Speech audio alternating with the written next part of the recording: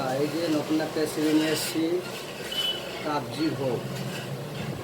দেখো কীরকম বানাচ্ছি, দেখতে থাকো। এই যে এটা হচ্ছে ক্ষীরের লট, দুধ মেরে তৈরি হয়। আর কাবজি ভোগ মিষ্টি, তোমরা দেখতে থাকো কীরকম বানাচ্ছি।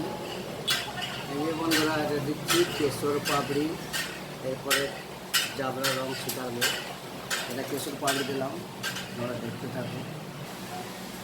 এই যে বন্ধুরা পেস্তা দিচ্ছি, এটা যে পেস্তা কুচি, দেখো সেটা কীরকম বানাচ্ছি। এটা পেস্তা কুচি। এই যে বন্ধুরা সিমুই রাইস। এই যে বন্ধুরা কেমন লাগে দেখো, যদি ভালো লাগে লাইক কমেন্ট শেয়ার করে দিও। মিষ্টির নামটা যদি ভালো না লাগে তোমরা নাম দিয়ে দিও।